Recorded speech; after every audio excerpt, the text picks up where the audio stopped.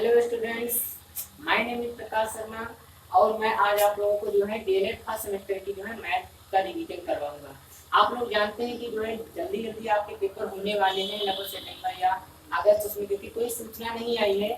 आप लोग second semester की प्रिपरेशन करवा रहे हैं, तो इसके लिए हम क्या करें, सबसे पहले आप लोगों का रिविजन करवाएंगे। कि मतलब एक बार आप पहले फर्स्ट सेमेस्टर पूरा रिवीजन कर लेंगे, उसके बाद फिर आपको जो है सेकेंड सेमेस्टर की क्लासेस इस पे आपको मिल जाएंगी। ठीक है, तो आज हम सबसे पहले जो है डीएलएड फर्स्ट सेमेस्टर की जो है मैथमेटिक्स के बारे में डिस्कस करने जा रहे हैं।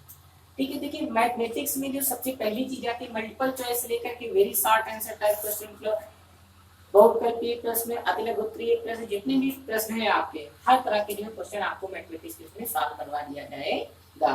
इसलिए आप जितने भी बच्चे जो इच्छुक है मैथ पढ़ने के लिए, मैथ समझने के लिए, वो जितनी जल्दी उसके हमारे चैनल को सब्सक्राइब करें, लाइक करें, ताकि जितने ज्यादा आप लोगों की संख्या होगी उतनी ज्यादा अच्छी तरीके से मैं मैथ को आप लोगों तक एक्सप्लेन कर पाऊंगा। ठीक है ना, तो चलिए स्टार्ट करते हैं। मैथमेटिक्स में जो आपका जो पहला चैप्टर वो है संख्याएं।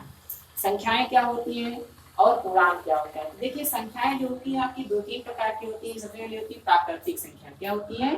प्राकृतिक संख्याएं। जो सबसे पहली संख्या होती है वो होती है आपकी प्राकृतिक संख्याएं, नेचुरल नंबर्स। इन्हें हम क्या कहते हैं? नेचुरल नंबर्स कहते हैं। क्या कहते हैं? प्राकृतिक संख्याएं। तो अब बात करते हैं कि प्राकृतिक संख्याएं क्या होती है। प्राकृतिक संख्याएं वे होती हैं जो एक दो तीन dad dad and so on infinity तक चलती चली जाती है। मतलब वे संख्याएं जो एक से स्टार्ट होती है, एक दो तीन चार पाँच छह सात आठ नौ दस इस तरह बढ़ती चली जाती है। तो ऐसी संख्याओं को हम क्या कहते हैं? प्राकृतिक संख्याएं कहते हैं। दूसरी, और जब इसी प्राकृतिक संख्याओं के पहले हम एक जीरो ऐड कर देते हैं। क्या ऐड कर देते हैं? जीरो से मतलब जो चीजें स्टार्ट होने लगे, तो इन संख्याओं को हम क्या कह देते हैं? पूर्ण संख्याएं कह देते हैं। क्या कह देते हैं? पूर्ण संख्याएं, या इन्हीं को हम होल नंबर्स के नाम से भी जानते हैं। होल नंबर, इससे क्या निकल सकता है? सबसे छोटी प्राकृतिक संख्या होती है आपकी, वो होती है हमारी वन होती है। जबकि जो सबसे छोटी पूर्ण संख्या जो होती है वो हमारी जीरो होती है। समझ में आ गई बात है स्टूडेंट? ये है आपकी प्राकृतिक संख्या, पूर्ण संख्या। परिभाषा समझ में आएगी कि वे संख्याएं जो एक दो तीन चार से स्टार्ट होती है अब अनंत तक बढ़ती चली जाती है, वो हमारी जो है प्राकृतिक संख्याएं कहलाती है। और जो संख्याएं प्राकृतिक संख्याओं में जब जीरो को भी ऐड कर लिया जाता है तो वो संख्याएं आपकी पूर्ण संख्याएं कहला देती है। तो ये हो गया आपका दूसरा टॉपिक। अब इसके बाद जो अगला आपका टॉपिक है वो है सम संख्याएं। सम संख्याएं तो देखिए पहले हम जितने भी नंबर्स उनकी डिफिनेशन वो क्लियर किए जाए, फिर आगे भी हम बताते चले जाएंगे। अगली हमारी होती है संख्याएं सम संख्याएं, इवन नंबर्स। में इंग्लिश में क्या कहते हैं? इवन नंबर्स कहते हैं। इवन नंबर्स क्या होती है? सम संख्याएं वो होती हैं जो दो से विभाज्य हो जाए। क्या हो जाए? मतलब कि ऐसी संख्याएं तो दो से पूरी तरह से विभाजित हो जाती है। मतलब अगर कोई संख्या ऐसी है जिसको हम दो से भाग कर दें तो उसमें कोई भी शेषफल ना प्राप्त हो, तो उसका जो उत्तर रिमाइंडर जो आना चाहिए, शेषफल आना चाहिए, वो जीरो आना चाहिए। तो हम कह देते हैं कि वो क्या होगी? एक सम संख्या हो जाएगी। क्या हो जाएंगी? सम संख्या। मतलब वे संख्याएं जो दो से पूर्णतः विभाजित हो जाती हैं उनको जो है हम सम संख्याएं कहते हैं। दूसरी हमारी आती है विषम संख्याएं। क्या आती है? विषम संख्याएं। की विषम संख्याएं क्या होती है? तो ऐसी संख्याएं जो दो से विभाजित नहीं होती हैं उनको हम क्या कह देते हैं? जो दो से डिवाइड नहीं होती है। क्या हो जाए? जो दो से डिवाइड, जो दो से विभाज्य नहीं होती है, जो दो से विभाज्य नहीं होती है तो उनको हम क्या कह देते हैं? दो से विभाज्य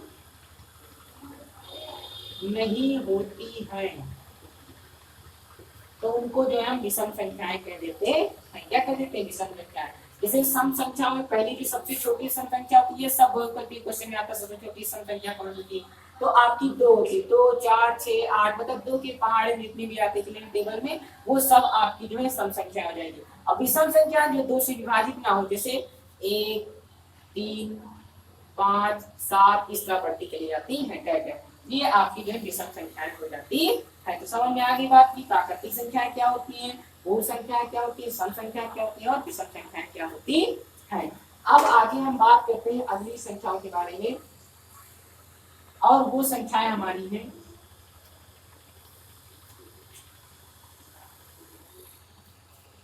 अगली संख्याएं आती है हमारी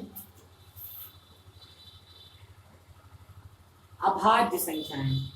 देखिए स्टूडेंट, ये अभाज्य संख्याओं की कई बार परिभाषा पूछी गई है, इनको हम प्राइम नंबर्स कहते हैं, इसलिए इसको ध्यान समझ लीजिए। अभाज्य संख्याएं क्या होती हैं? अभाज्य संख्याएं ऐसी संख्याएं होती हैं जो केवल या तो एक से या स्वयं अपने आप से केवल दो ही चीजों से विभाजित होती हैं, तो ऐसी संख्याओं को हम अभाज्य संख्या या प्राइम नंबर्स कह देते हैं। It mean that those numbers which is only divisible by one and itself, जो केवल वन या स्वयं से विभाजित होती हैं, तो उन संख्याओं को हम अभाज्य संख्याएं कह देते हैं। क्या कह देते हैं? अभाज्य संख्याएं कह देते हैं। मतलब ऐसी संख्याएं जो दो से विभाज्य हो, एक से या उसी संख्या से विभाजित हो जाती हैं, तो ऐसी संख्याओं को हम अभाज्य संख्याएं कहते हैं। ठीक है ना? तो इनको क्या कहते हैं? अभाज्य संख्याएं कह देते हैं। और दूसरी आपकी होती है विभाज्य संख्याएं। वे संख्याएं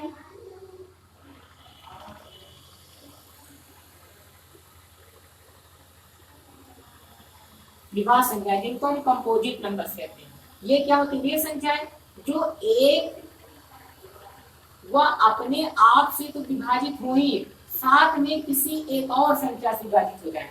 मतलब कि ऐसी संख्याएं साथ में किसी एक संख्या और से भी वो विभाजित हो जाए, किसी एक दूसरी संख्या से भी विभाजित हो जाती है, तो उन संख्याओं को विभाज्य संख्याएं या कंपोजिट नंबर्स कह देते हैं। क्या कह देते हैं?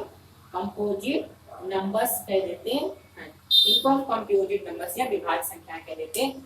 एक बार फिर से समझ लीजिए कि वे संख्याएं जो केवल एक या अपने आप से विभाजित होती हैं, उनको हम क्या कहते हैं? अभाज्य संख्याएं कहते हैं। और वे संख्याएं जो एक और स्वयं के अलावा किसी तीसरी संख्या से भी विभाजित होती हैं, तो उनको जो है हम विभाज्य संख्याएं कह देते हैं। अभी के गुणनखंड के अकॉर्डिंग कोई भाषा बुक्स में लिखी रहती है, तो अभी मैंने गुणनखंड आपको बताया नहीं, तभी उसके अकॉर्डिंग इसकी कोई भाषा नहीं बता रहे हैं, है ना? नहीं कहीं की बुक्स में ये भी मिल जाती है कि वे संख्याएं जिनके केवल दो ही गुणनखंड होते हैं, वन और वो नंबर स्वयं, इनके केवल दो ही गुणनखंड या फैक्टर होते हैं या अपवर्तक होते हैं, तो उनको हम अभाज्य संख्याएं कह देते हैं। और विभाज्य की परिभाषा ये दी गई है कि जब ऐसी संख्याएं जिनकी एक व स्वयं संख्या के अलावा कोई तीसरा गुणनखंड हो, अपवर्तक पाया जाता है, तो उसको क्या कहते हैं? हम विभाज्य संख्या या कंपोजिट नंबर्स कह देते हैं। जैसे अब अभाज्य संख्याओं की एग्जांपल में आप मान लीजिए 2, 3, 5, 7, 11 ऐसे ऐसे बढ़ते चले आते हैं, तो ये सब क्या होती है? अभाज्य संख्या। मतलब ये किसी दूसरे से कटेंगी नहीं। अब कंपोजिट नंबर्स में विभाज्य संख्या में जैसे आपका 4 हो जाएगा, 6 हो जाएगा, 8 हो जाएगा, 9 हो जाएगा, 10 हो जाएगा, 12 हो जाएगा, तो ये सब क्या है? अगर इनको हम डिवाइड करेंगे तो जैसे 4 है, तो 4 1 से भी डिवाइड हो रहा है, 2 से डिवाइड हो रहा है और 4 से भी डिवाइड हो रहा है। मतलब कि एक एक्स्ट्रा नंबर हमको इसमें प्राप्त हो जाती है, इसलिए ये क्या हो जाएगा आपका? ये जो है विभाज्य संख्याएं हो जाती है। जबकि ये संख्याएं केवल या तो एक से डिवाइड होंगी या तो जो है अपने आप से, इसके किसी तीसरी नंबर से डिवाइड नहीं होती है। तो ऐसी संख्याओं को अभाज्य संख्या और विभाज्य संख्या कह देते हैं। ठीक है, इसमें बात समझ में आ गई। अब एक क्वेश्चन ये भी आता है कि 2 क्या है?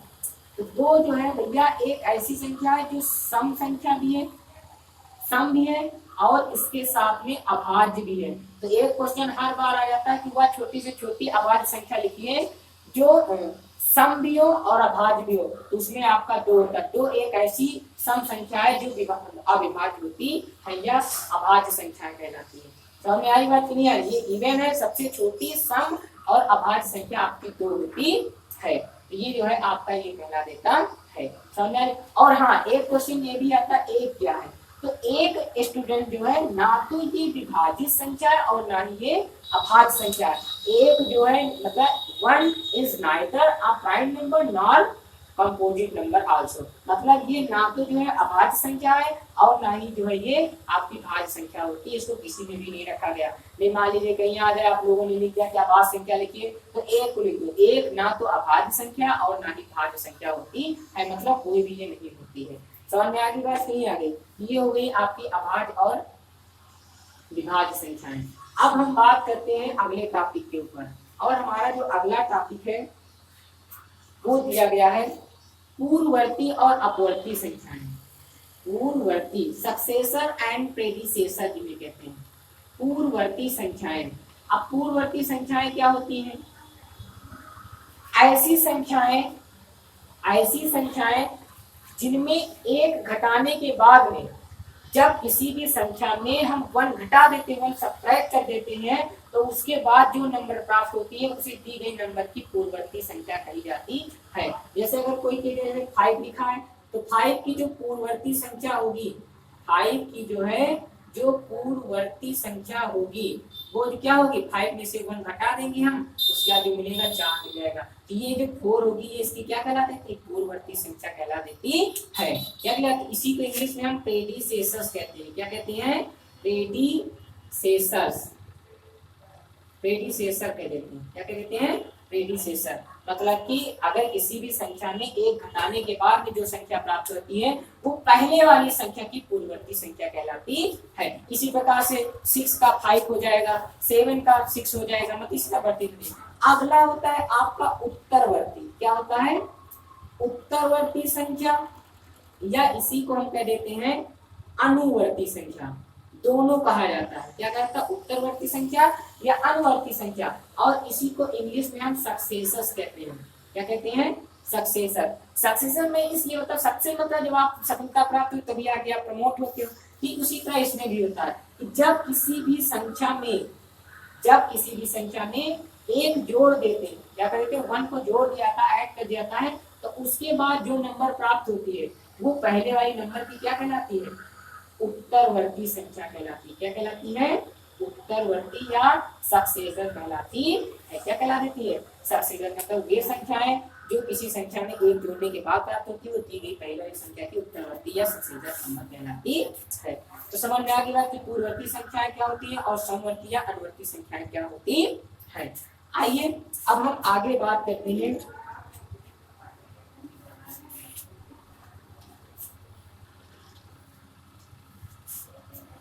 क्रमागत पूर्ण संख्याओं के बारे में। क्रमागत पूर्ण संख्या क्या होती है। देखिए, क्रमागत पूर्ण संख्या उनको कहते हैं कि ऐसी संख्याएं, क्रमागत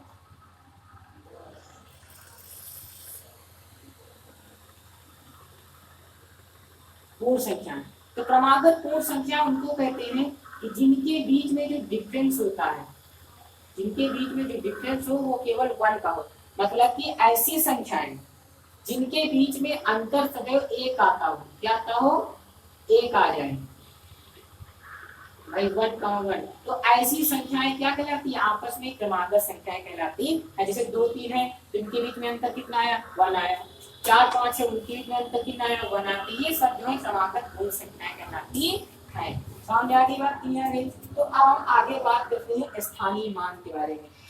बाकी पूर्णांक तो आप जानते हो कि सभी पूर्ण संख्याएं और जितनी भी जो है काल्पनिक संख्या, ऋणात्मक वाली संख्याएं होती हैं, उन सब को जोड़ लेने के बाद में जो उनको संख्या प्राप्त होती है उन्हीं को हम पूर्णांक कह देते हैं। पूर्णांक आपके जो है 2 प्रकार के होते हैं। धनात्मक पूर्णांक जैसे 1 2 3 4 5 0 सब आ जाता है, और जो आपकी ऋणात्मक वाली होती है वो आपकी माइनस में चली जाती है, -1 -3 -4 ये हो जाती है। अब एक बात और सुनने से याद आ रहा है, देखिए एक ऐसी संख्या है, एक इसकी कोई भी जो है पूर्ववर्ती संख्या नहीं होती है।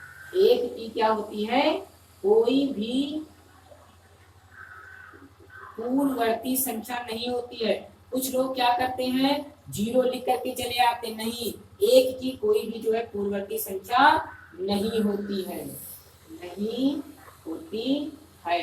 एक की जो है कोई भी पूर्ववर्ती संख्या नहीं होती है। ये बात आप लोग याद रखिएगा। समझ में आ रही बात, क्लियर आ रही। और 0, और ये जो 0 संख्या होती है ये ये कभी भी निगेटिव या पॉजिटिव या कुछ भी नहीं होता। 0 केवल 0 होता है, ना निगेटिव पॉजिटिव कुछ भी नहीं लिखते हैं। एक क्वेश्चन आया था, क्वेश्चन में दिया गया कि 0 क्या है, एक ऋणात्मक पूर्णांक है कि क्या पूर्णांक है, तो ना तो ये धनात्मक पूर्णांक है ना ही निगेटिव पूर्णांक, इसको 0 केवल 0 रख देते हैं, इनमें से कोई नहीं होता, वो ऑप्शन सही हो जाएगा। समझ में आ रही बात, नहीं आ रही। ये हो गया आपका 0।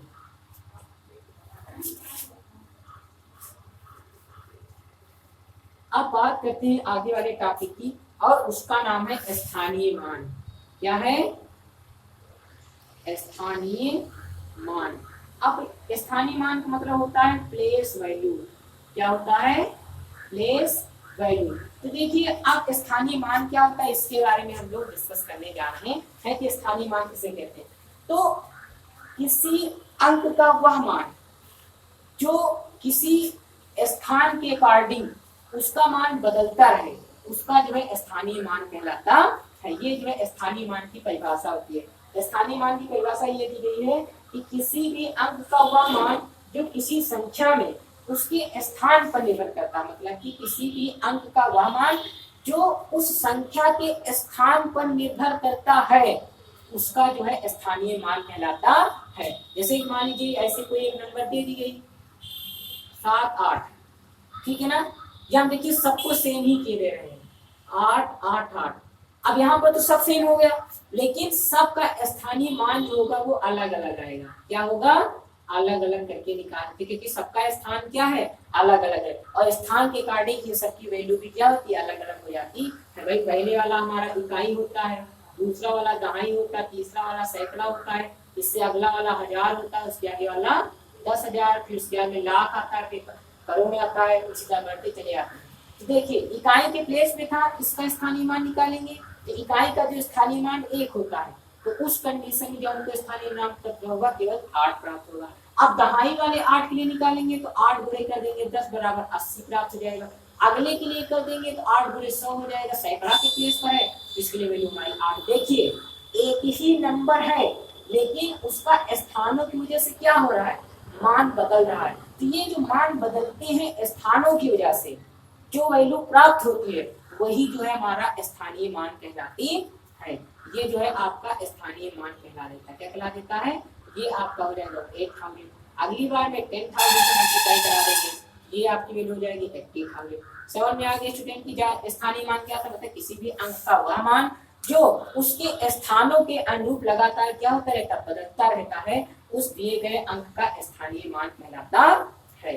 समझ में आ गई बात कि नहीं आ गई? तो ये जो है आपका स्थानीय मान कहलाता है। अब इसी प्रकार से मान लीजिए अगर कोई संख्या ऐसे दी गई है 57243, कह दिया गया इसमें 7 का स्थानीय मान बताइए। 7 को इसके प्लेस में इकाई दहाई सैकड़ा हजार के प्लेस पर है, तो इस कंडीशन में इसका स्थानीय मान कितना हो जाएगा? 7 × 1000 = 7000, जो इसका स्थानीय मान आ जाएगा। तो ये आपका इसका स्थानीय मान हो जाता है।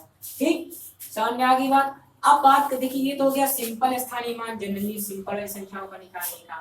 अब बात करते हैं उसके बाद में दशमलव वाली संख्याओं का स्थानीय मान कैसे निकालते हैं। दशमलव वाली संख्याओं का स्थानीय मान, दशमलव वाली संख्याओं का स्थानीय मान कैसे निकालते हैं। देखिए दशमलव वाले में मान जो है इसका उल्टा हो जाता है।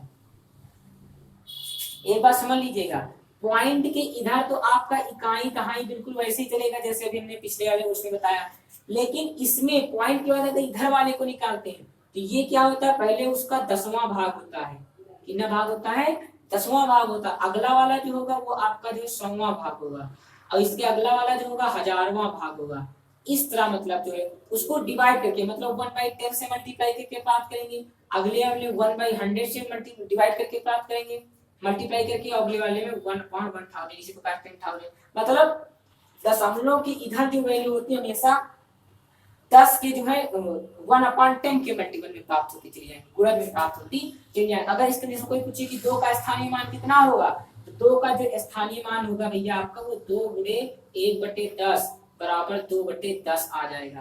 तो ये आपका स्थानीय मान हो जाएगा। समझ में आ रही बात कि नहीं आ रही? अगर 3 का यहाँ से निकालोगे 3 का आ जाएगा 3/100, ये आपका स्थानीय मान आएगा। लेकिन इस 2 का निकालेंगे तो ये इकाई के प्लेस पे, तो इसका स्थानीय मान वही आ जाएगा, इसका जो आ जाएगा 40 आ जाएगा। समझ में बात आ रही नहीं आ रही? तो ये हो गए जो है आपके स्थानीय मान के बारे में। किसके बारे में हो गया? स्थानीय मान के बारे में हो जाती है। अब उसके बाद जो हमारा अगला टॉपिक है, हमारी जो उसके बाद जो अगली संख्याएं आती हैं वो होती है जातीय मान। अगला कौन सा मान आता है? जातीय मान। की जातीय मान क्या होते हैं, जिसको इंग्लिश में हम फेस वैल्यू कहते हैं। क्या कहते हैं? Face value. जातीय मान मतलब कोई भी संख्या जो है मतलब जैसे भी है उसका मान जातीय मान वही हो जाता है। जातीय मान कभी बदलता नहीं। जैसे अगर कोई ब्राह्मण तो ब्राह्मण रहेगा, अगर कोई क्षत्रिय तो क्षत्रिय रहेगा, कोई वैश्य तो वैश्य रहेगा, कोई शूद्र तो शूद्र। मतलब उसकी जो है कास्ट जैसे मिलती है उसी प्रकार से जो भी संख्याएं दी जाती है, चर और अचर, तो अचर वाली जितनी भी संख्या होती है उनका मान कभी भी नहीं बदलता। क्या 1 2 का मान क्या कभी 3 4 हो सकता है? नहीं हो सकता है। वही चीज, मतलब ऐसी संख्या है जिसका मान कभी भी नहीं बदलता, उनको हम उसका जातीय मान कह देते हैं। जैसे 2 है तो 2 का जातीय मान सदैव 2 ही होगा या फेस वैल्यू 2 ही होगी। 3 है तो इसका जातीय मान आपका सदैव 3 ही होगा। 4 है तो 4 का स्थानीय मान जातीय मान सदैव 4 ही हो जाता है। मतलब स्थानीय मान तो बदलता रहता है लेकिन आपका जातीय मान ये कभी भी नहीं बदलता है। समझ में आ गई बात कि नहीं आ गई? तो ये हो गया आपका जातीय मान। अब कुछ रोमन नंबर दे रहे हैं, रोमन नंबर्स को आप लोग याद कर लीजिए।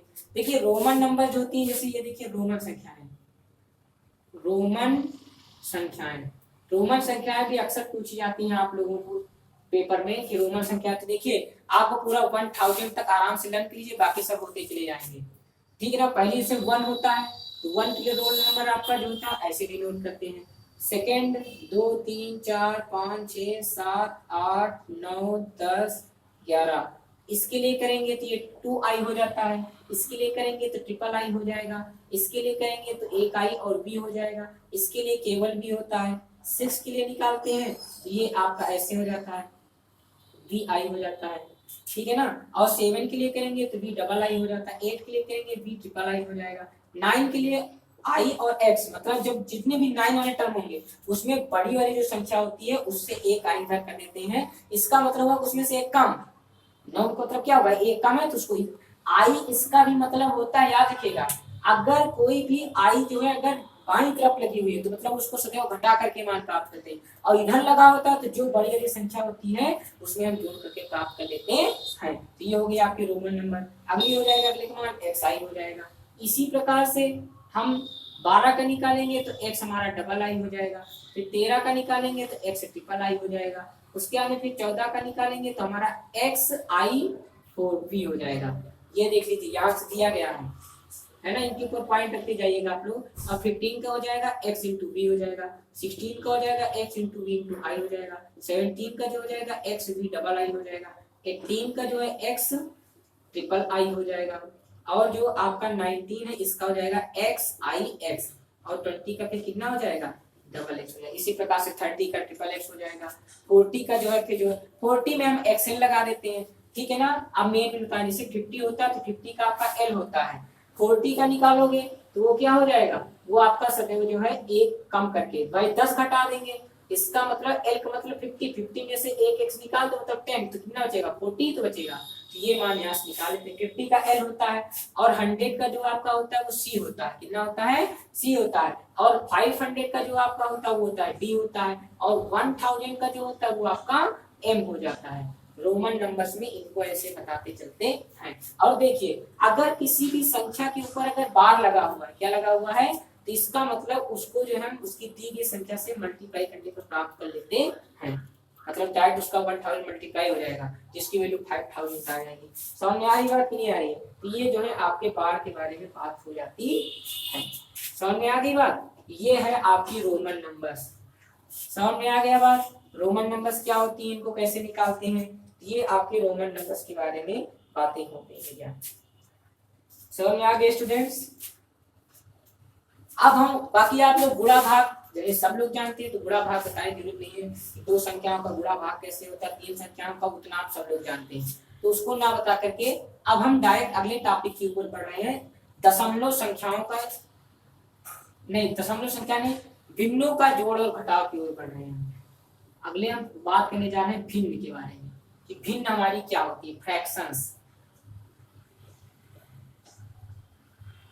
फ्रैक्शंस क्या होती है, देखिए फ्रैक्शन के बारे में सबसे पहले डिस्कस। देखिए कोई भी संख्या जो p अपॉन q के फॉर्म में लिखी जाती है, क्या होती जाती है, और वहां पर q का मान कभी भी 0 के इक्वल नहीं होता, तो उन संख्याओं को हम भिन्न या परमेय संख्या आगे बता दिया था, वास्तव में होती भिन्न ही होती है जो इस फॉर्म में लिखी जाती है।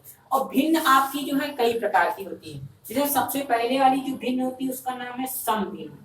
क्या कहते हैं, सम भिन्न, या इसी को इंग्लिश में हम प्रॉपर फ्रैक्शन कहते हैं। क्या कहते हैं, प्रॉपर फ्रैक्शन। अब सम भिन्न क्या होती है, मतलब ऐसी संख्या, देखिए कोई भी जो भिन्न होता है उसमें ऊपर वाला जो पार्ट होता है वो हमारा अंश कहलाता है, और नीचे वाला जो पार्ट होता है वो हमारा हर कहलाता है। अंश, नीचे वाला हर, इसको न्यूमरेटर कहते हैं, इसको डिनोमिनेटर कहते हैं। देखिए मैं सीबीएसई बोर्ड को टीच करता हूँ, इसलिए अगर कहीं अगर इंग्लिश के वर्ड नहीं समझ में आते हैं तो उसको आप कमेंट बॉक्स में कमेंट करके बता सकते हैं हमें, ठीक है ना। जनरली कोशिश यही कर रहा हूँ कि आप लोगों को हिंदी से हिंदी में पूरा पढ़ाया जाए ताकि दिक्कत ना आए, कोई प्रॉब्लम ना आए, ठीक है ना। ऊपर वाले भाग को अंश कहते हैं, नीचे वाले भाग को हर कहते हैं। तो सम भिन्न क्या होती है? सम भिन्न ऐसी भिन्न होती है, मतलब वे भिन्न या वे संख्याएं जिनमें उनका अंश जो है, उनका अंश क्या हो जाए, छोटा हो जाए हर से। ऐसी संख्या जिनमें उनका अंश हर से छोटा होता है, तो ऐसी संख्याओं को हम क्या कहते हैं? सम भिन्न या प्रॉपर फ्रैक्शन कह देते हैं। क्या कह देते हैं? प्रॉपर फ्रैक्शन कह देते हैं। क्या कह देते हैं? ये सब जो क्या कहलाती हैं आपकी? सम भिन्न कहलाती हैं। दूसरी आपकी आती है विषम भिन्न। क्या आती है? विषम भिन्न क्या होती है? विषम भिन्न के बारे में बात करेंगे, इनको कहते हैं इम्प्रॉपर फ्रैक्शन। क्या कहते हैं? Improper fraction. इम्प्रॉपर फ्रैक्शन क्या होती है? ऐसी संख्या है जिसमें इनका अंश क्या हो जाएगा? बड़ा हो जाए हर से। क्या हो जाए? जिनमें इनका अंश हर से बड़ा हो जाता है, तो ऐसी संख्याओं को विषम भिन्न कहते हैं। जैसे 11/7, 12/5, 8/2, ये सब क्या कहलाती है आपकी? जो है विषम भिन्न कहलाती है, या इम्प्रॉपर फ्रैक्शन। मतलब ऐसी भिन्न या ऐसी संख्याएं या ऐसे नंबर्स, फ्रैक्शंस जिनमें उनका अंश जो है हमेशा हर से बड़ा होता है, न्यूमरेटर जो है डिनोमिनेटर से बड़ा होता है, तो वो संख्याएं विषम भिन्न कहलाती हैं। अब इसके बाद में सम भिन्न विषम भिन्न के बाद जो अगला टॉपिक आता है आपका, वो आपका आता है मिश्र भिन्न। क्या आती है? मिश्र भिन्न। ये इंपॉर्टेंट है। मिश्र भिन्न के बारे में बात करते हैं। मिश्र भिन्न क्या होती है? मिश्र भिन्न का मतलब होता है एक पूर्ण संख्या और एक सम भिन्न को मिला करके जो हमें प्राप्त होती संख्या, उसे हम क्या कह देते हैं? उसकी जो है मिश्र भिन्न कह देते हैं। मतलब मिश्र भिन्न एक पूर्ण संख्या और सम भिन्न को मिलाने पर प्राप्त होती है, ऐसी संख्याओं को मिश्र भिन्न कह दिया जाता है। देखिए अगर कहीं क्वेश्चन आ भी जाए, जनरली शॉर्ट ट्रिक भी समझ लो, अगर कहीं पे ऐसे मान लो कोई लिखा कि एक पूर्ण संख्या दे दी जाए, कुछ भी दिया जाए 13, 14, 15 कुछ भी दे दिया जाए, और इधर अगर आपकी एक वैल्यू दी गई है आपकी सम भिन्न, तो आपको ना तो कोई एलसीएम लेना, कुछ नहीं करना, डायरेक्टली आप इसको ऐसे आंसर लिख सकते हो, पूरा आंसर आपका वही आ जाएगा डायरेक्ट। लेकिन ये कंडीशन जो लगती है केवल सम भिन्नों के लिए ही लागू होती है। सम भिन्न और पूर्ण संख्याओं का जो योग होता है सदैव उन्हीं के बीच में लगा को यहाँ अपान के पास रख देते हैं, बस हमारा वो सम भिन्न आ जाता है। अब सम भिन्न को ये हो गया मिश्रित भिन्न। अब मिश्रित भिन्न को आता है कहीं कि बदलने के लिए इसको जो है आपको क्या करना है? विषम भिन्न में बदलिए। क्या कर दिया गया कि सम मिश्रित भिन्न को विषम भिन्न में बदलिए। तो मिश्रित भिन्न को जो है आपको जब विषम भिन्न में बदलना होता है तो क्या कर देते हैं? सबसे पहले मान लीजिए अगर आपको कोई ऐसी संख्या दी गई है तो सबसे पहले इसका इसके साथ मल्टीप्लाई कराते हैं। हर का जो दी जाती है हमको पूर्ण नंबर, पूर्ण संख्या दी जाती है, उससे उसका मल्टीप्लाई करा देते हैं। क्या करा देते हैं? और ऊपर वाली संख्या को उसमें ऐड कर दिया जाता है, और नीचे क्या करते? वही लिख देते हैं। 3 25 15 2 17/3। तो ये क्या आ गई? एक विषम भिन्न आ जाती है। क्या जाती है? तो ये आपका जो है मिश्र भिन्न से उसको विषम भिन्न में बनाने का तरीका होता है। समझ में आ गई बात? सम भिन्न क्या होती है, विषम भिन्न क्या होती है, मिश्रित भिन्न क्या होती है? समझ में आ गई बात? आगे बहुत अच्छे, वेरी गुड। अब एक इसके बाद में जो अगली एक भिन्न, आज देखिए हम भिन्न के प्रकार पढ़ेंगे, कल हम आपको पढ़ाएंगे भिन्नों का जोड़ घटाव गुणा भाग सब कुछ। कल चारों टॉपिक इनके क्लियर कर देंगे। अब इसके बाद जो आपका अगला टॉपिक होता है वो आती है सजातीय भिन्न। सजातीय भिन्न वो उन भिन्नों को कहते हैं कि जिनका डिनोमिनेटर क्या होता है? हर जिनका समान हो जाए। ऐसी संख्याएं जिनका जो है हर समान होता है, इनको हम सजातीय भिन्न कहते हैं। क्या कह देते हैं? सजातीय भिन्न। सजातीय भिन्न कहते हैं ऐसे भिन्न जिनका हर समान होता है, उनको हम क्या कहते हैं? और जिनकी हर समान नहीं होते उनको विजातीय भिन्न कह दिया जाता है। ठीक, अगला आता है समतुल्य भिन्न। अगला आपका होता है समतुल्य भिन्न। समतुल्य भिन्न क्या की? समतुल्य भिन्न ऐसी संख्याओं को कहते हैं भैया कि एक ऐसी संख्या जिसमें एक ऐसी भिन्न जिसमें एक निश्चित संख्या से ऊपर नीचे गुणा करने के बाद जो हमें संख्या प्राप्त होती है वो संख्या दी गई पहली संख्या की समतुल्य या इक्विवेलेंट फ्रैक्शन कहलाती है। इनको क्या कहते हैं? हम समतुल्य भिन्न कह देते हैं। मतलब ऐसी भिन्न जिनमें एक निश्चित संख्या से उसके अंश और हर में भाग कराने पर जो हमें संख्या प्राप्त होती है वो उसकी समतुल्य भिन्न कहलाती है। ये लिखने के लिए आता है कि जो है जैसे ऐसे आ गया 2/3 के जो है 5 समतुल्य भिन्न लिखिए। 2/3 पहली बार में ये 1 से दिया ही गया है, एक 2/3 हो जाएगा, अगला एक 2 दूनी 4, 3 दूनी 6 हो जाएगा। मतलब अंतर सबका जब इसको काटोगे तो 2/3 ही आएगा, वो इसी तरह बढ़ता चला जाएगा। समझ में आ रही बात कि नहीं आ रही? ये आपका हो जाता है समतुल्य भिन्न के बारे में, ठीक है ना। बाकी आप लोग पहाड़ा याद ही करें, टेबल आप लोग लर्न कर रहे हैं, बहुत अच्छी बात है, रिवीजन भी हो गया है, ठीक है। तो देखिए पेपर अब आने होने वाले, इसलिए इसको जल्दी हम क्या करेंगे, रिवीजन करवा रहे हैं। तो कल मैं आप लोगों को लासा के बारे में बताऊंगा, मासा के बारे में बताऊंगा, और भिन्नों के जोड़ घटाव गुणा भाग के बारे में बताऊंगा। तब तक के लिए जय हिंद स्टूडेंट्स।